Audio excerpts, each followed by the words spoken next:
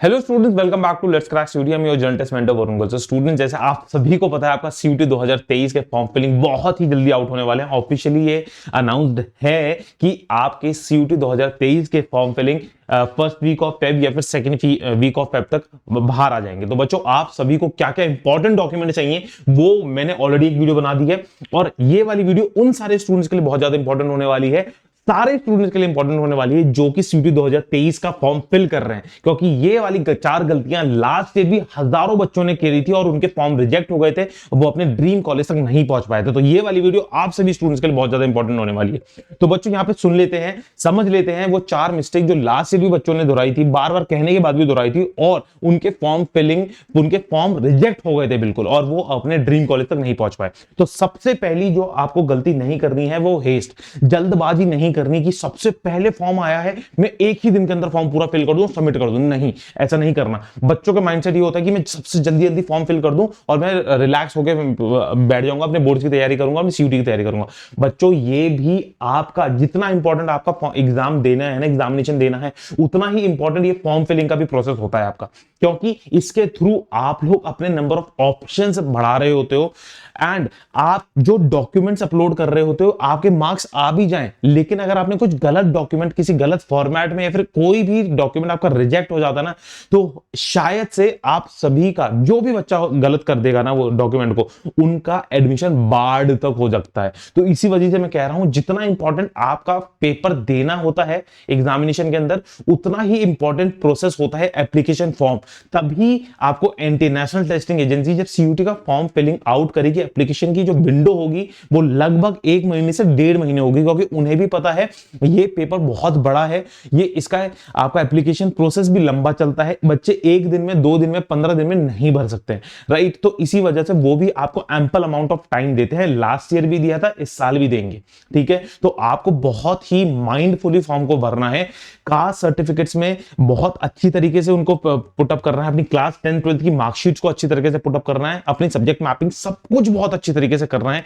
एक भी चीज गलत नहीं होनी चाहिए। अगर गलत हो गई तो आपकी सारी मेहनत मिट्टी में भी मिल सकती है इन द एंड, राइट? तो बहुत ही अच्छी तरीके से करना है। फर्स्ट कम फर्स्ट सर्व बिल्कुल भी नहीं है। जो बच्चा लास्ट एप्लीकेंट भी होगा ना सीयूटी का फॉर्म फिलिंग के लिए, उतना ही उसको भी हक होगा और उसके उतने ही चांसेस होंगे दिल्ली यूनिवर्सिटी के बेस्ट कॉलेज में जाने का, बीएचयू में, जेएनयू में जाने का, राइट? तो बहुत ही माइंडफुली, बहुत ही तसल्ली से भरना है। एंड इस चीज से गलत तर्क ये मत निकाल लीजिएगा कि बिल्कुल लास्ट दिन तक मैं भरूं। लास्ट दिन तक कभी वेट नहीं करना आपको, बिल्कुल बीच में शुरू, जब पहले दिन शुरू होगी, 1-2 दिन उसको समझो फॉर्म को, उसके बाद प्रोसेस करना शुरू करो, और सारे जो डाउट्स होंगे अपने यूट्यूब के माध्यम से, हमारे कमेंट बॉक्स के माध्यम से सारे क्लियर करो, और फिर धीरे धीरे करना है। एंड सेकेंडली, मैं एक चीज और बोलना चाहूंगा, आप फॉर्म को पहले खुद समझ लेना, फिर उसके बाद अगर आपके पास खुद का लैपटॉप नहीं है, खुद का इंटरनेट नहीं है, तब आप कैफे पे जाके करना। क्योंकि लास्ट ईयर भी बहुत सारे बच्चों का कैफे वाले भैया ने बहुत ही गलत तरीके से फॉर्म भर दिया था, क्योंकि वो लास्ट ईयर था, पहली बार पेपर था, तो शायद से कैफे वाले भैयाओं को भी नहीं पता था चीजें। और आप लोगों को लेकिन खुद से विजिलेंट होना है, खुद से समझनी चीजों को, और अपने अकॉर्डिंगली पेपर फॉर्म को फिल करवाना है। पहली चीज हो गई आपकी, बहुत इंपॉर्टेंट चीज है ये। फिर इंपॉर्टेंट चीज आती है आपकी सब्जेक्ट मैपिंग। सब्जेक्ट मैपिंग भी बहुत अच्छी तरीके से करनी है। अब ये बिल्कुल आप ना घोड़ा की तरह मत चलना कि बिल्कुल ऐसे नकल लेके ऐसे आगे आपने पर्दा लगा दिया, इसको इधर इधर चलते रहना। नहीं, ऐसा बिल्कुल नहीं करना है आपको। आपको अपने सब्जेक्ट मैपिंग बहुत ही अच्छी तरीके से करनी है। आपने सोचा है ना, किसी बच्चे ने सोचा होगा सर बीए करना है, बस बीए ऑनर्स इन इंग्लिश करना है, तो सिर्फ और सिर्फ मैं वही पेपर देती हूँ, इंग्लिश का पेपर देती हूँ, एक अपना डोमेन का पेपर देती हूँ। नहीं, आपको सब्जेक्ट मैपिंग इस तरीके से करनी है कि अगर आपको बीए ऑनर्स इन इंग्लिश सबसे बेस्ट कॉलेज में ना मिले, तो आपको बीकॉम मिल जाए, या फिर अगर आप साइंस वाले स्टूडेंट हो तो बीएससी मिल जाए बेस्ट कॉलेज के अंदर। आपको सिर्फ और सिर्फ बेस्ट कॉलेज को देखना है, बेस्ट कॉलेज के अंदर ही आपको एडमिशन लेना है। और वो मिलेगा कब? जब आप लोग अपना सब्जेक्ट मैपिंग बहुत ही अच्छी तरीके से करोगे, आप अपने ऑप्शंस बढ़ा के रखोगे। अपने ये नहीं कि बहुत सारे 9, अगर 9 मेरे पास सब्जेक्ट्स देने का ऑप्शन है तो 9 के 9 भर दिए, ऐसा भी नहीं है। और मेरे पास मिनिमम कोई भरने का ऑप्शन नहीं, मतलब कोई मैंडेटरी नहीं है, तो मैं सिर्फ और सिर्फ 2 ही सब्जेक्ट भरूं, ऐसा भी नहीं करना है आपको। आपको बहुत ही अच्छी तरीके से जीटी भी देना है, आपको इंग्लिश भी देना है, आपको डोमेन्स भी 3 दे दो। सबसे सबसे बेस्ट मैं कॉम्बिनेशन आपको मैं बताऊं तो होता है GT plus English plus 3 domains. ये अगर आप पढ़ना चाहते हो, और मेरा हिदायत यही है, सारे मेंटर्स आपको यही हिदायत देते होंगे, इससे आपके मैक्सिमम ऑप्शंस खुल जाते हैं, राइट। और पर्सन टू पर्सन भी डिपेंड करता है, मैं ये नहीं कहता, ये तो जनरल मैंने बता दिया, लेकिन पर्सन टू पर्सन भी डिपेंड करता है। आप लोग अगर पर्सनली मुझसे बात करना चाहते हो तो कमेंट बॉक्स के अंदर मुझसे पूछ सकते हो कि सबसे बेस्ट कॉम्बिनेशन आपकी स्ट्रीम के अकॉर्डिंगली कौन सा है। तो सब्जेक्ट मैपिंग बहुत अच्छी तरीके से करनी है आपको, राइट स्टूडेंट्स।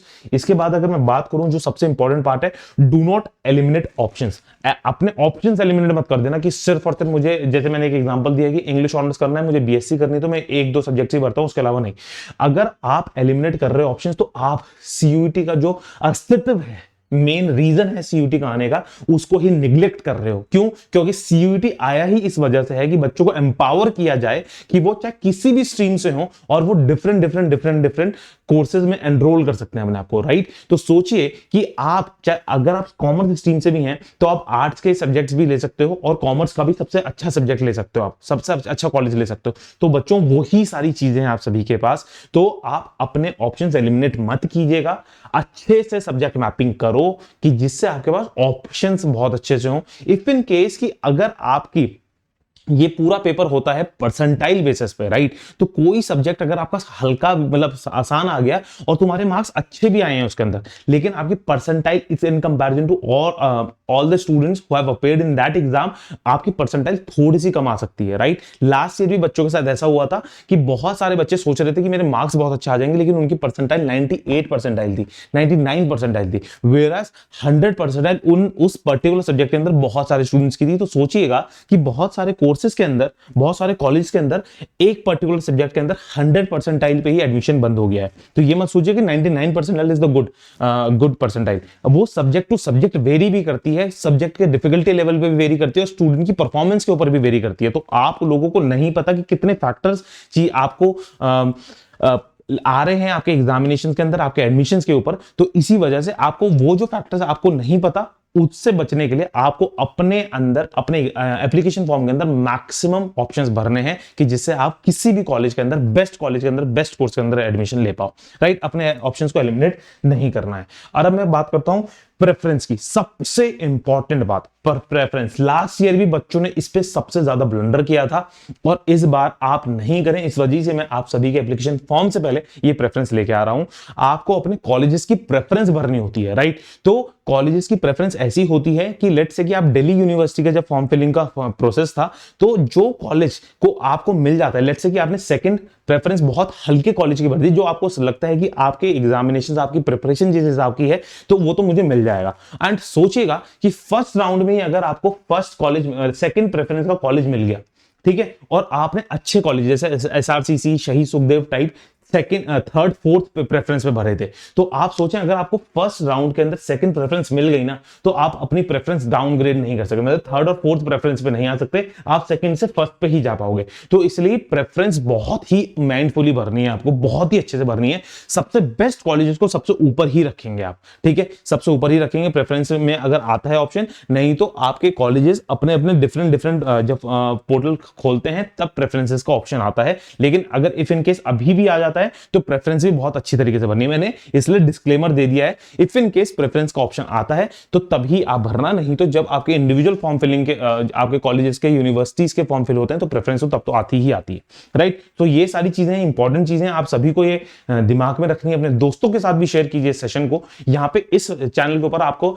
ऐसी इंफॉर्मेटिव वीडियोस रेगुलरली मिलती रहेंगी, पहले भी मिली हैं, और आप सब्सक्राइब करें इस चैनल को, आपको यहाँ पे रेगुलर कंटेंट भी मिलता है और ऐसी अपडेट्स मिलेंगी। और जैसी एप्लीकेशन फॉर्म सबसे पहली बार आएगा, आपको फॉर्म फिल करना भी सिखाया जाएगा और क्या क्या गलतियां नहीं करनी वो भी बताया जाएगा, और जो मेन बच्चों को डाउट्स होते रहेंगे उनको भी रिजॉल्व करने के लिए वीडियोस आती रहेंगी। So that's all for today in this session students. I hope मैं आप सभी के लिए कुछ इंपॉर्टेंट सेशन लेके आया हूं और आप सभी को हेल्प आउट की है। So that's all for today. God bless you all and thank you students.